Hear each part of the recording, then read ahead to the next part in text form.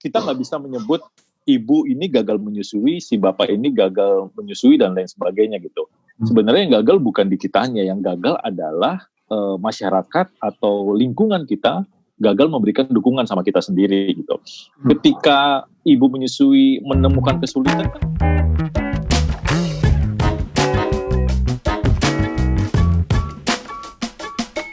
Halo, Assalamualaikum warahmatullahi wabarakatuh. Selamat datang di Parent Story Podcast. Ini adalah podcast persembahan Parent Story yang akan membahas segala sesuatu mengenai parenting. Pastinya sih, nggak mungkin kita ngebahas hal yang lain ya.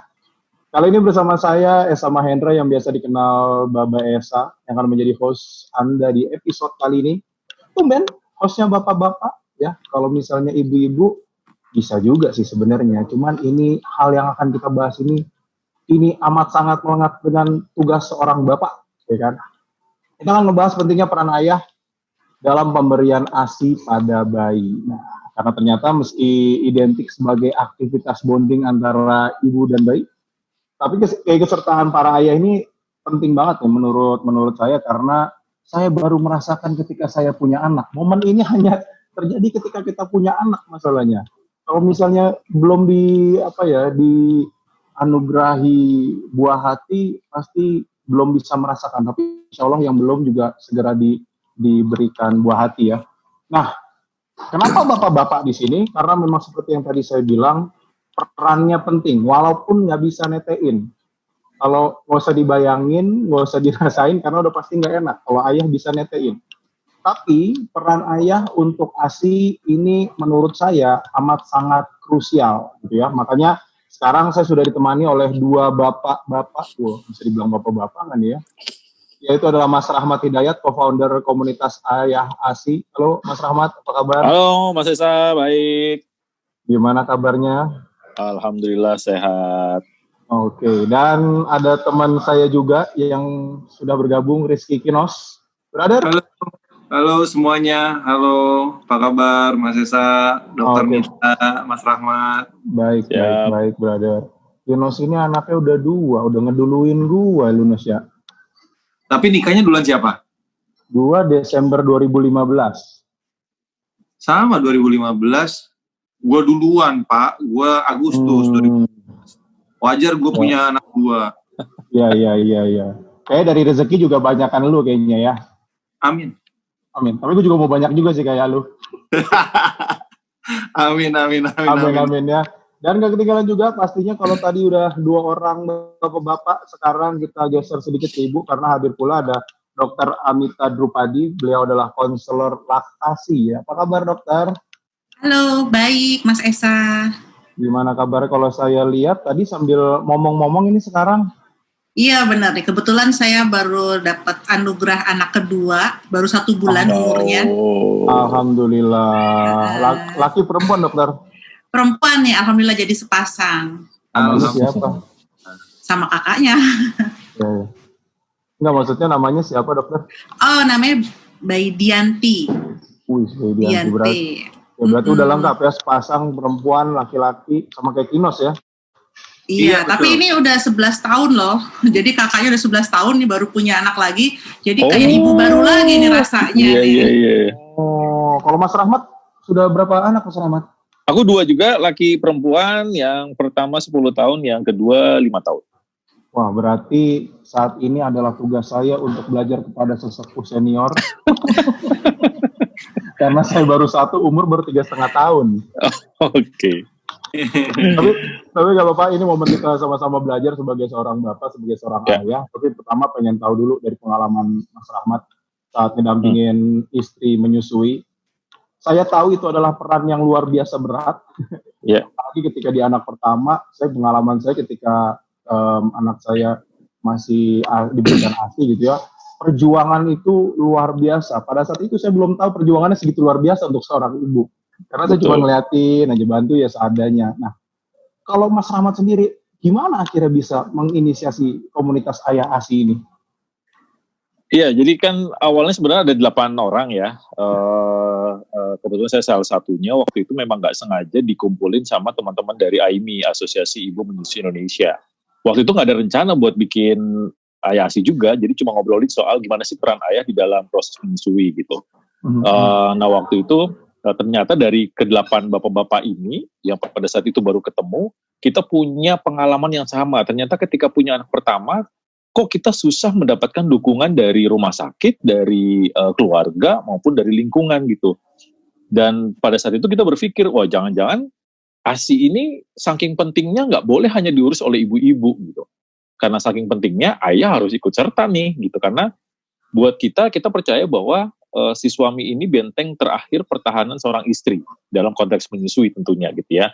Kalau bapaknya bilang ya udah deh susu formula aja, wah pasti udah masuk susu formula gitu. Tapi kalau bapaknya punya informasi soal ASI dan menyusui, harapan kita itu ada tahapan selanjutnya gitu. Kalau ada masalah menyusui bisa diatasi atau bisa cari bantuan. Nah pada saat itu kita berpikir ya udah kita bikin kampanye aja yuk.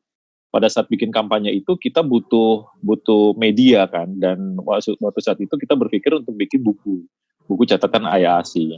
Nah ternyata pada saat maju ke penerbit nanya, lu siapa? Bapak-bapak biasa, bukan selebritis, bukan dokter, bukan konselor laktasi, tiba-tiba bikin buku soal ASI menyusui, ini gimana jualannya gitu ya.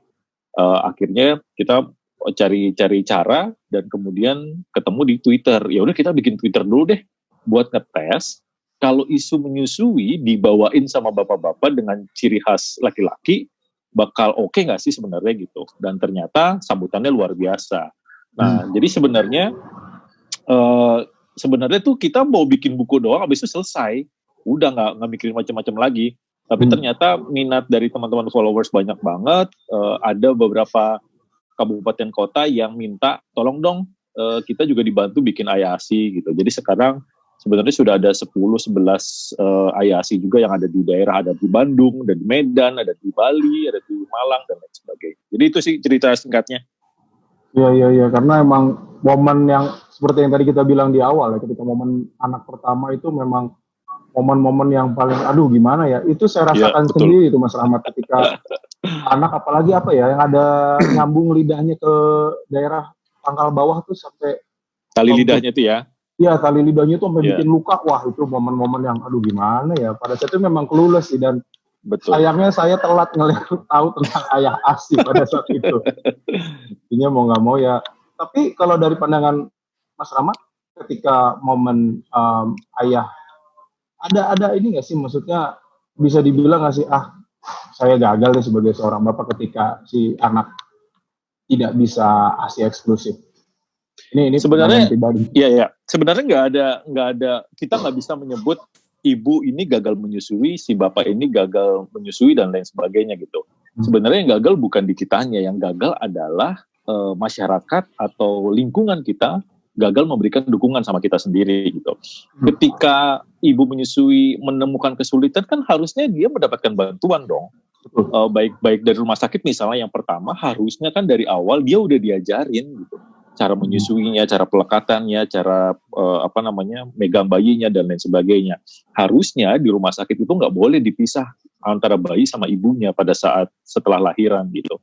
Nah sebenarnya kalau sistem atau kalau masyarakat ini secara komprehensif gitu, misalnya dari sejak kehamilan memberikan dukungan secara penuh sama ibu menyusui, harusnya nggak ada ibu yang gagal menyusui gitu. Nah, tapi kan itu kesulitan, kita mendapatkan kesulitan. Kalau di Jakarta mungkin lebih mudah, tapi kan di tempat lain enggak gitu. Jadi saya pikir sebenarnya nggak ada ibu yang gagal, tidak ada ayah yang gagal. Memang masih minim dukungan terhadap proses menyusui ini.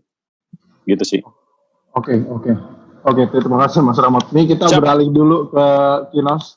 Brother, anak udah 2, ya kan? Lu pada saat lagi pertama kali ngerasain momen deg-deg juga nggak sih? Atau emang ketika momen itu support system lo udah teredukasi belum sih ketika anak pertama? Pas lahiran ya? Yes. Pas lahiran anak pertama Mas Uta itu bisa dibilang full skenario. Jadi semuanya berjalan dengan sesuai skrip dan juga skenario. Jadi bahkan hari H jam 5 tuh gue masih syuting, jam 5 pagi tuh gue masih syuting sampai jam 11-an. Terus abis dari situ gue langsung menuju rumah sakit karena memang sudah jadwalnya mau disesar. Jadi kalau dibilang deg-degan, iya ada deg-degan, tapi tidak sedeg-degan anak kedua. Pasti. Waktu lahiran anak pertama tuh segala sesuatunya kayak berjalan smooth banget, berjalan kayak cepet banget. Ya deg-degannya jadi kayak nggak terlalu berkesan lah. Nggak seperti waktu gue rasain waktu lahiran anak kedua. Malah kebaliknya ya, biasanya malah anak pertama ya yang bikin deg-degan. Karena gue sudah tahu akan ada sesar gitu. Bahkan gue kan hari Senin lahiran anak pertama. Nah hari Sabtunya tuh sebenarnya harus sudah eksekusi. Cuman Gina waktu itu kebetulan masih ada kerjaan gitu. Sampai masih bisa menawar gitu sama dokter. 2 hari lagi deh dok gitu. Lumayan duitnya nih gitu. Akhirnya dimundurin ke hari Senin. Gue minta please lah, lumayan tanggalnya juga agak cakep nih, tanggal 2 Mei hari pendidikan gitu. Ya udah, tapi tanggal 2 Mei jangan mundur lagi. Ya udah, semuanya kayak berjalan begitu cepat aja dan sesuai rencana, sesuai skenario, kayak ya smooth aja gitu. Jadi nggak terlalu deg-degan juga sih. Oke, ketika prosesnya smooth tersebut kan udah masuk lahiran selesai, apalagi ya tahap berikutnya. Tahap berikutnya adalah memberikan ASI eksklusif. Ya kan? Ya, gimana lu proses pembelajaran pada saat lu harus ada mungkin momen ditinggal sama Gina harus yang beraktivitas. Ada momen-momen yang lu ribet-ribet sendiri nggak sih? Wah, ini kalau anak yang pertama urusan menyusui itu luar biasa complicated. Saksinya mungkin ada Dokter Mita. Tadi yang dimaksud sama Losa adalah namanya, kalau mohon dikoreksi kalau salah, namanya tongtai. Ya, tongtai, betul. Uta anak gue yang pertama itu tongtai. Yang mengeksekusi kebetulan Dokter Mita.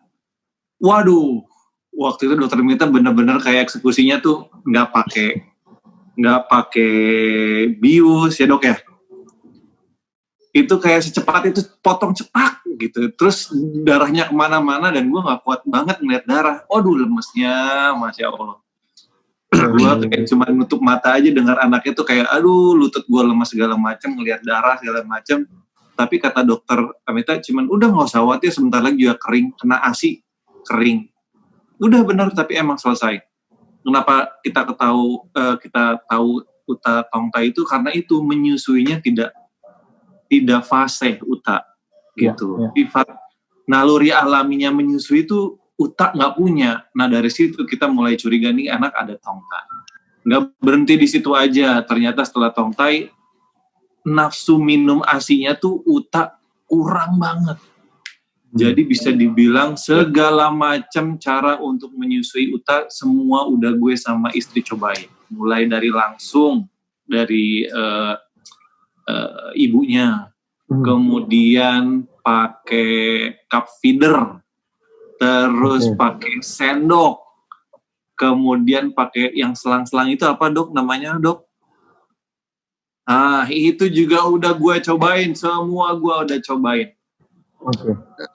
Wah luar biasa, Uta menyusui segala macam. Bisa dibilang Uta kebutuhan ASI-nya kurang terfasilitasi. Tapi gue anggap ini sebagai pelajaran. Tapi alhamdulillah Uta sampai sekarang sehat-sehat aja. Karena gue sama Gina, sama semua dokter yang mensupport, ya alhamdulillah gitu. Bisa ngebantu, bisa mensupport, ngasih semangat, ngasih arahan, ngasih bimbingan. Supaya jangan nyerah gitu. ASI itu penting banget buat anak soalnya. Wah jungkir balik sih Pak. Kalau untuk Uta ASI-nya luar biasa jungkir balik gue. Akhirnya bisa bertahan berapa lama tuh untuk ASI? Uta tuh kalau nggak salah sampai 10 bulan. 10 bulan, tapi dengan kondisi waktu itu terpaksa harus udah kena susu sufor di umur 7 atau 8. Tapi dengan catatan, ASI tetap jalan terus, nggak boleh putus. Walaupun sedikit ya, tapi terus harus gua kasih. istri gue tetap harus kasih gitu. Iya.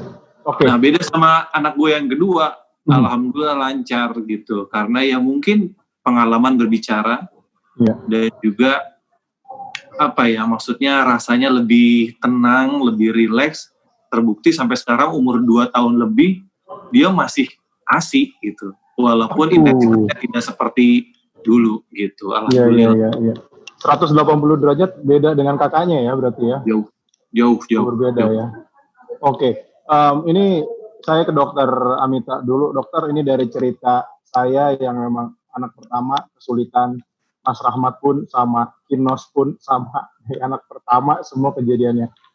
Ini emangnya prosesnya harus sampai ngelewatin anak pertama dulu baru anak kedua baru kita bisa adjust dengan baik, atau memang sebenarnya kita bisa adjust dari ketika lagi mempersiapkan kelahiran anak pertama ini nggak sih? Atau memang ada harus proses yang kita lalui sebagai seorang ayah untuk biarin sampai anak pertama aja kita udah siap gitu? Gimana dokter?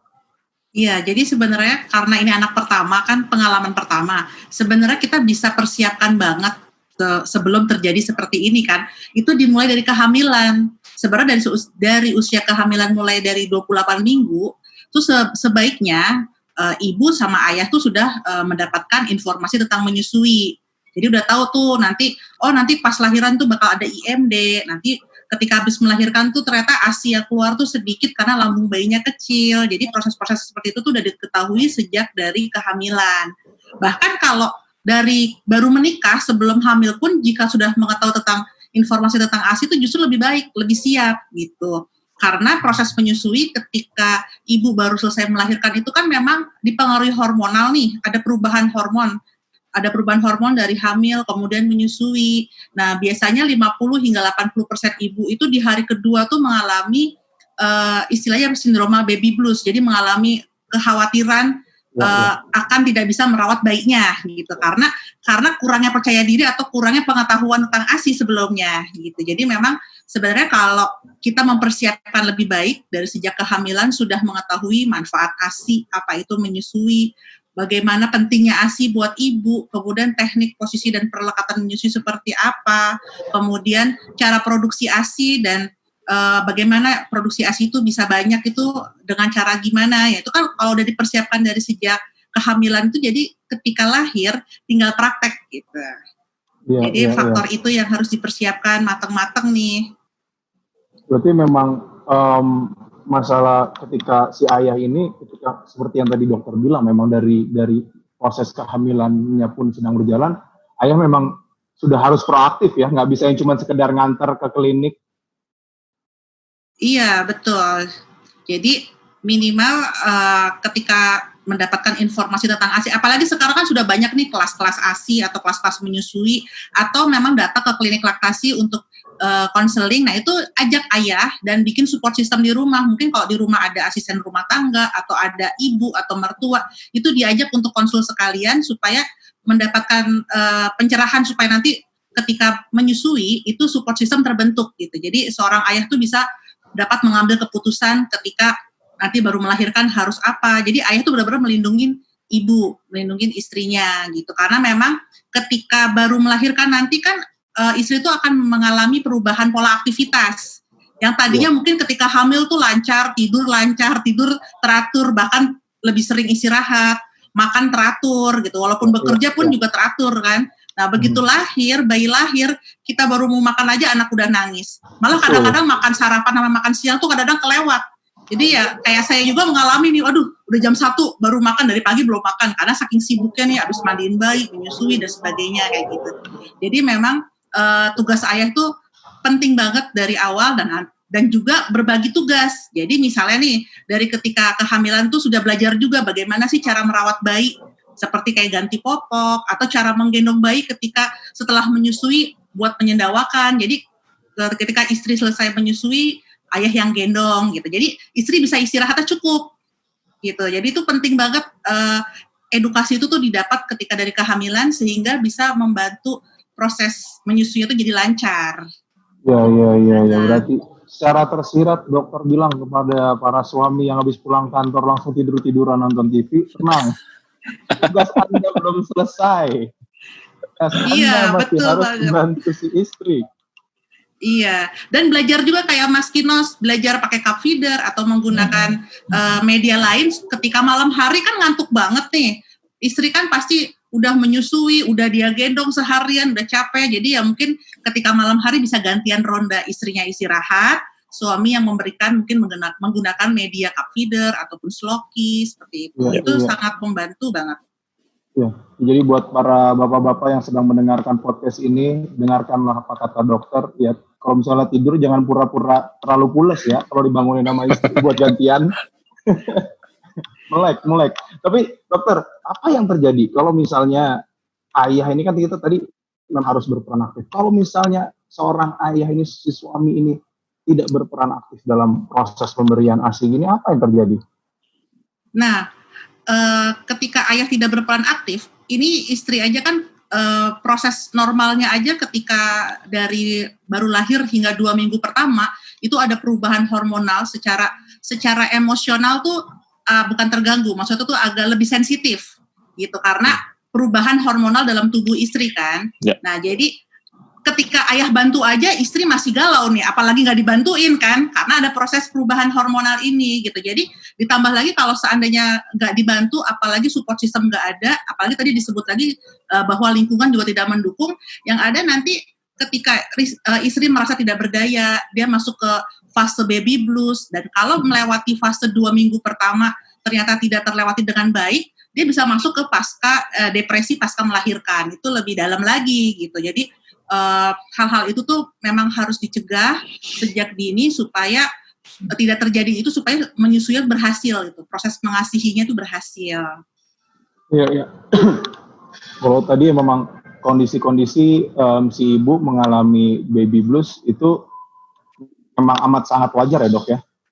Sangat wajar, karena tadi ada perubahan hormon dan pola aktivitas. Tetapi bisa diminimalisir dengan ilmu tadi, pengetahuan tadi ketika lagi hamil, mulai dari minimal trimester ketiga lah, mulai dari 28 minggu sudah mendapatkan ilmu tentang ASI, itu bisa diminimalisir terjadinya baby blues itu.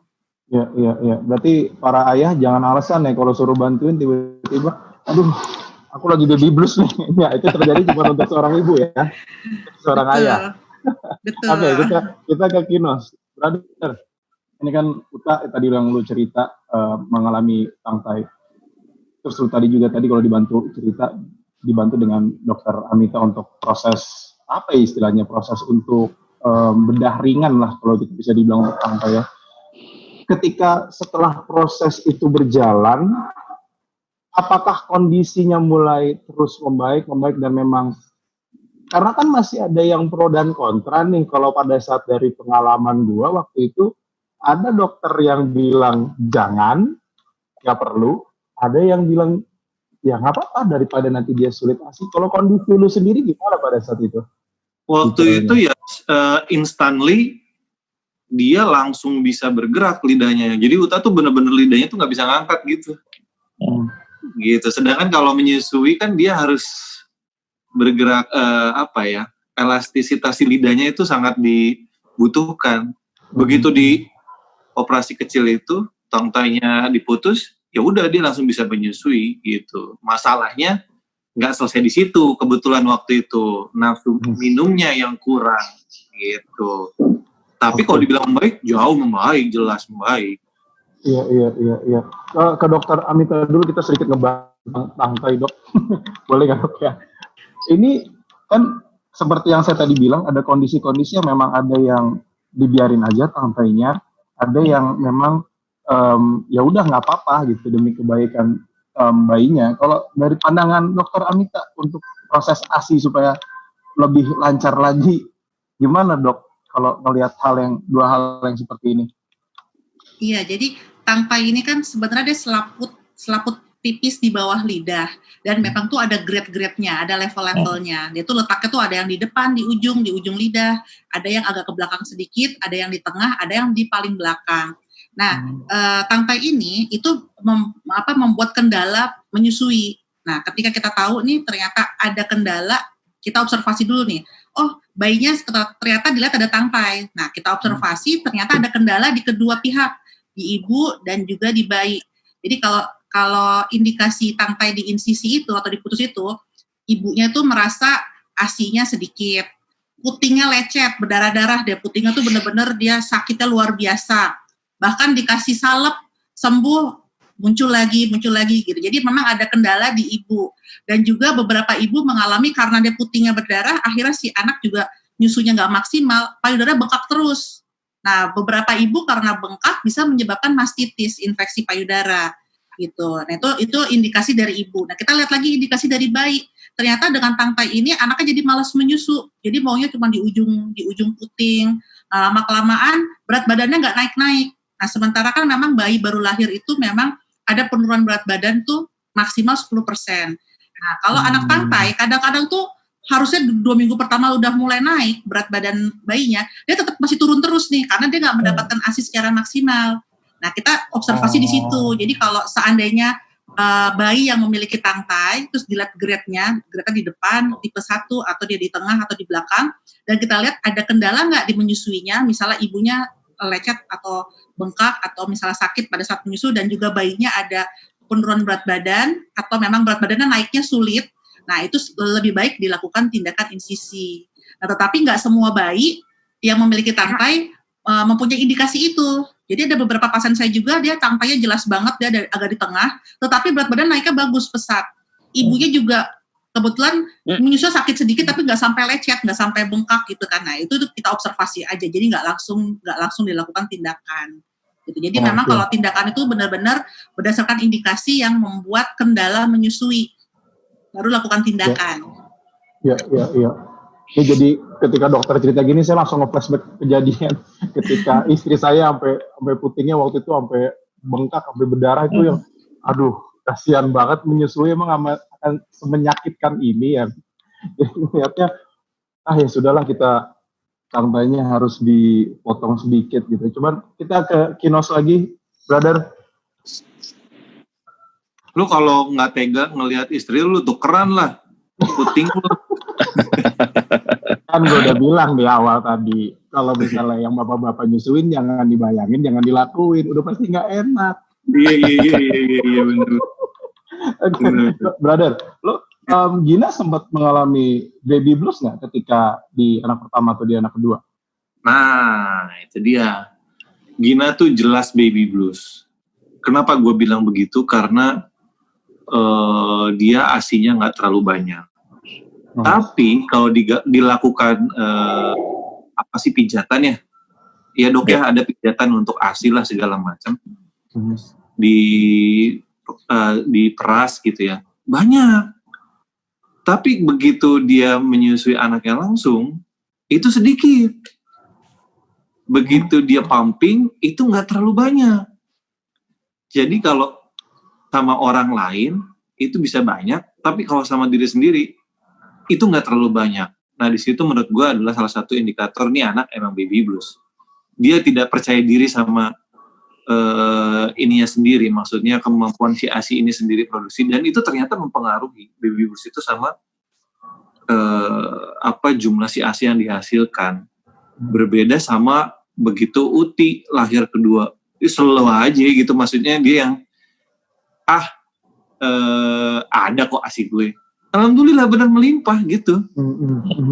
Gue percaya nggak percaya hal itu ya, but it happens gitu. Wow. Pada saat Gina lagi baby blues, pada saat lagi Uta berarti itu ya. Apa yang lu lakukan? Kalau gue pada saat istri gue mulai nangis, gue cuma bisa diem. Ya udah, kamu maunya apa? Kalau lu pada saat itu, bagaimana proses lu menghadapi Gina yang pada saat itu kondisinya memang lagi baby blues? Ya, waktu itu baby blues sampai ada momen dia nggak mau menyusui lagi. Udahlah, kasih aja sufor gitu kan. Nah, tadinya gue setuju-setuju aja, karena gue nggak tega ngelihat dia stres. Gue juga nggak tega ngelihat Uta yang berat badannya tidak sesuai dengan grafik pertumbuhan. Dia gue mikir begitu, sampai Uta itu dikasih susu khusus yang mengandung tinggi sekali kalorinya. Tapi setelah gue baca-baca, terus juga gue pelajari lebih detail gitu ya mengenai si ASI ini, pentingnya ASI segala ini, gue balik nge-push, nggak bisa. Lo harus kasih anak kita ASI. Seberapapun banyaknya, sesedikit apapun jumlahnya, pokoknya kasih. Ya alhamdulillah sampai 10 bulan atau hampir 11 bulan, ya masih dapat ASI si Uta ini. Jadi apa yang gue lakukan pas baby blues, gue kasih support sih. Gue kasih support pas dia sedang menyusui tengah malam. Gue nggak bohong ya, gue bangun, gue duduk, walaupun gue sambil merem. Tapi bangun. Tapi gue yakin kehadiran gue saat istri gue menyusui itu sangat membantu. Walaupun gue cuman duduk di sebelahnya, cuman megang pundaknya, tapi sambil merem, gue yakin banget bahwa itu sangat membantu. Iya. Caranya Kinos mungkin bisa dicoba, tapi jangan dimodifikasi ya. Takutnya sambil udah tengah malam, duduk, tiba-tiba nonton bola. Ya, kan? Nah, tapi waktu itu, Pak Esa, gue terbiasa untuk menyusui Uta, karena waktu itu gue belum siaran radio waktu Uta. Gina udah siaran radio, jadi kalau pagi-pagi gue tuh yang menyusuin dengan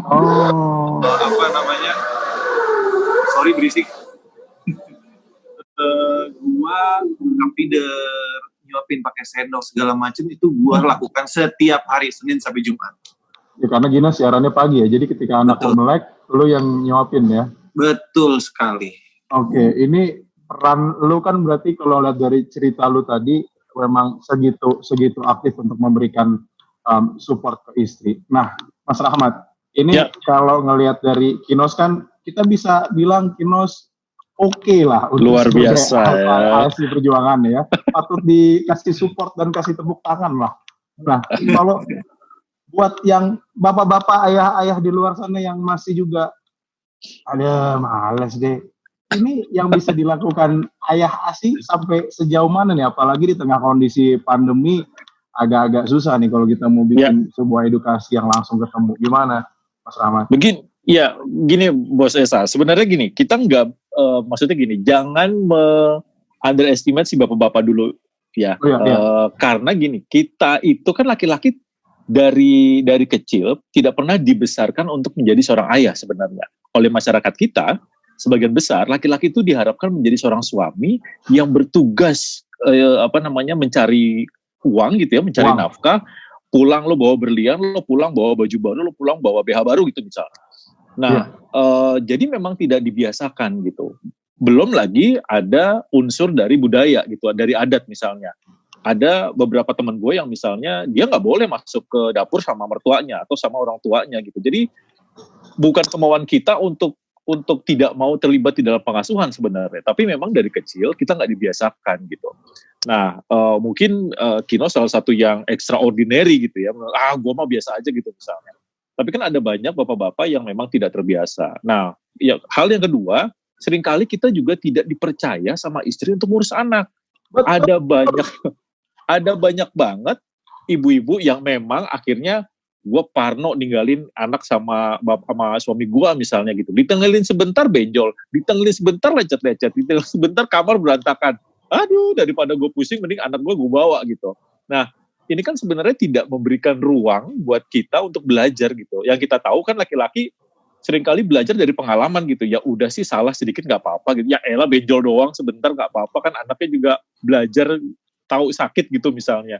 Kan kita seringkali begitu gitu ya. Apalagi misalnya dalam contoh mandiin anak deh. Mandiin anak buat laki-laki itu kan main air. Sementara buat ibu mandiin anak itu harus sesuai SOP dan undang-undang yang berlaku di Indonesia misalnya. Itu dia. Harus. Dan ibu-ibu tuh nggak bisa ngelihat kita main air gitu. Pak, nggak gitu cara megangnya, Pak. Nggak gitu, airnya tuh kedinginan. Nanti kesleo ini itu dan sebagainya gitu. Ya elah, belum mulai gue udah dimarahin gitu. Jadi kan males sebenarnya gitu. Nah, sebenarnya hal-hal ini yang kemudian membatasi kita. Gue males deh, pasti ujung-ujungnya gue dimarahin gitu. Nah, sebenarnya yang perlu diketahui oleh si ibu-ibu dan istri-istri ini juga adalah coba kasih kita pengalaman gitu. Coba kemudian ajari kita tanpa kemudian menggurui. Misalnya ketika mandiin anak, minta kita untuk pegang anaknya dulu. Pak, kamu pegangin aja ya, aku yang mandiin nih gitu. Nah, sambil mandiin, istrinya bisa cerita nih ya cara guyurnya begini, Dek. Nih aku pakein sabun ya, Dek, gitu. Jadi si suami juga tidak merasa diajarin, dan kemudian dia belajar dari pengalaman. Oh, begini cara megangnya, oh begini cara mandiinnya. Oh, itu sabun, kemarin gue pakai buat sampo gitu. Jadi ya proses pembelajaran itu yang harusnya tetap dikasih gitu, diberikan kesempatan gitu. Karena kalau tidak diberikan kesempatan kita juga nggak belajar. Kemudian yang kedua, jangan lupa ucapin terima kasih. Seringkali istri merasa, ya kan lu suami gua gitu, udah tugas lu bantuin gua misalnya gitu. Padahal hal yang kecil untuk ngucapin terima kasih itu buat kita merasa bahwa gue ada manfaatnya juga di keluarga ya gitu. Ternyata gue bisa juga gitu. Nah, hal yang kecil ini bisa membuat kita termotivasi untuk ya udah deh besok gue bantuin lagi gitu. Walaupun ujung-ujungnya tetap salah ya. itu pengalaman di kejadian di saya juga tuh Mas Rahmat, ketika mandiin anak standarnya harus ada di level tertinggi. Kita baru di level tengah. Mulai dari mandiin, nyebokin, nyuapin berantakan. Bener banget. Ternyata kita seru nih, kita bikin podcast bapak-bapak aja kayaknya. Yoi, betul. Ngebahas keluh kesah ketika mengurus anak. Oke. Ini terakhir pertanyaan untuk Dr. Amita. Ini berangkat dari pengalaman saya dan istri juga, karena pada saat anak pertama ini, anak Kion, istri pada saat itu sedang aktif-aktifnya siaran di radio. Siarannya pagi, jam 5 udah harus jalan gitu, dan menjalani 2 peran sekaligus. Bahkan yang ibu rumah tangga pun harus yang beres-beres, nyapu, ngepel, masak, segala macam, nyuci baju, yang juga adalah tugasnya amat sangat berat. Saya menjalani sendiri soal itu, nyuci baju juga, ngikutin bantu istri. Nah, kondisi seperti ini, apakah pemberian ASI melalui berbagai media jenis lainnya seperti yang Kinos lakukan itu diperbolehkan gitu? Ini bikin bayi bingung putih nggak sih, Dok? Nah, sebenarnya pemberian ASIP ini seperti Mas Kinos tadi sebenarnya justru malah membantu istri. Namun caranya harus benar. Benar itu adalah tidak memberikan ASI perahnya menggunakan botol dan dot. Karena botol dan dot itu kan kayak selingkuhan ibu. Anak ketagihan tuh. Jadi selingkuh dia sama dot. Akhirnya dia nggak mau netek ke ibunya. Akhirnya bingung puting. Tetapi kalau pemberiannya menggunakan media gelas, sloki, atau sendok, ataupun pipet, itu kan anak kan nggak merasa kayak ngenyot kan, deh hanya dikasih gitu. Jadi ketika dia ketemu ibunya ya dia akan kangen untuk menyusu, kangen untuk fase oralnya, dia tetap mau menyusu langsung. Jadi memang pemberiannya harus benar. Gitu. Jadi bukan berarti itu adalah cara yang sebenarnya kurang tepat ya, tapi bisa aja dilakukan ya. Bisa aja dilakukan, namun ketika ibu bisa bersama bayinya nyusuin langsung lagi gitu. Jadi dalam satu hari, ketika malam hari nih udah pulang kerja, nyusuin langsung lagi supaya tetap bayi dapat menyusu langsung ke ibu. Oke. Berarti para bapak-bapak sekalian, kita harus siap sedia mensupport, baik yang misalnya dan mendengarkan podcast ini istrinya lagi mengandung, berarti sudah harus siap-siap perkaya hasanah informasi tentang ASI ya. Dan yang tadi seperti Dokter Amita tadi bilang, nggak apa-apa kalau memang harus dibantu, asal jangan pakai dot atau empeng ya. Kalau sekarang pakai empeng sih baik. Yeah. Jangan pakai empeng. Ya pakai botol susu yang biasa. Itu bapaknya aja kalau lagi supaya nggak bingung. Bapaknya itu anaknya yang beneran punya si ibu ya. Oke, terima kasih banyak. Terakhir deh Dokter Amita. Kalau misalnya bapak-bapak ini yang sedang mungkin sekarang lagi punya anak pertama atau yang sekarang lagi mengandung istrinya, informasi-informasi tentang ASI ini bisa diakses dari mana aja sih untuk gampangnya? Sekarang tuh akses sudah luar biasa, udah banyak kan ya. Apalagi kayak Mas Rahmat tuh di Ayah ASI juga edukasi sangat banyak. Kemudian juga di perkumpulan kayak AINI atau bahkan klinik laktasi pun juga sekarang udah di hampir semua rumah sakit juga sudah ada. Jadi sebenarnya perkembangan informasi menyusui itu udah sekarang tuh udah mulai banyak gitu. Oke, kalau dari Mas Rahmat, gimana Mas Rahmat untuk informasi mungkin ada yang bisa di-share? Ya, kalau teman-teman sih sebenarnya bisa follow Instagram di Ayasi aja, seperti biasa kita sebenarnya menyampaikan soal informasi ASI dan menyusui dari sudut pandang bapak-bapak gitu. Jadi bahasanya nggak terlalu kaku. Ya kita bilang payudara, ya kita bilangnya tete gitu ya. Kalau menyusui kita bilangnya nenen gitu. Jadi ya biasa aja gitu. Nah kemudian yang perlu diingat sebenarnya jangan lupa untuk ngobrolin nih soal pembagian tugas nih. Seringkali istri sama suami nggak ngobrolin soal pembagian tugas gitu. Dianggap itu sudah sama-sama tahu. Padahal enggak juga gitu karena perbedaan kultur tadi gitu. Jadi sebisa mungkin tolong bapaknya atau teman-teman kita sendiri juga terbuka gitu bahwa yang namanya orang tua tuh ya istri sama bapak gitu. Yang namanya ngurus anak tuh ya tugas suami dan istri gitu. Jadi jangan dibebankan kepada istrinya sendirian. Yang penting jangan biarkan istri kita merasa berjuang sendirian untuk menyusui karena bikinnya berdua, ngurus anaknya juga berdua. Iya. Kinos, mungkin lo ada dua patah semangat yang bisa diberikan kepada bapak-bapak yang sekarang sedang berjuang dan sedang mendengarkan podcast ini. Iya, percayalah buat teman-teman di sana yang belum menikah atau mungkin sudah menikah tapi belum punya anak, yang namanya jadi suami, yang namanya jadi seorang bapak, nggak melulu tentang menafkahi uang. Nggak sampai di situ sih. Jauh lebih sulit begitu lo harus sabar, lo harus punya kehadiran selalu untuk istri lo dan juga anak-anak lo harus punya waktu buat anak-anak dan juga keluarga lo. Itu jauh nggak ada di luar dugaan gue, nggak ada di bayangan gue sebelum gue menikah.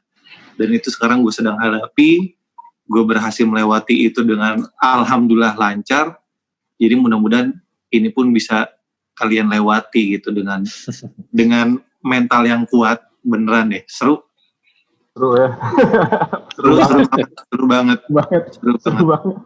Oke, terima kasih banyak Kinos, terima kasih banyak Mas Rahmat, terima kasih banyak Dr. Amita sudah berpartisipasi di podcast Parent Story kali ini. Terima kasih banyak. Kalau misalnya Anda yang sedang mendengarkan podcast ini merasa butuh informasi dan pengetahuan lain seputar parenting, bisa akses langsung di websitenya atau di apps-nya Parent Story dan klik laman journey-nya ya, karena Parent Story menunjukkan banyak sekali artikel mengenai parenting. Tentunya dimulai dari kesehatan, tumbuh kembang anak, bermain dan aktivitas anak, karir dan keuangan, gaya hidup, hingga edukasi. Jangan khawatir karena semua artikelnya terpercaya dan bersumber langsung pada pakar. Jadi selamat baca-baca, selamat klik-klik habis ini gue langsung masuk ya. Oke, sekian dari podcast kali ini. Terima kasih yang sudah mendengarkan. Sampai berjumpa di episode berikutnya dengan pembahasan yang pastinya akan selalu seru. Saya Esa, pamit undur diri. Assalamualaikum dan bye-bye.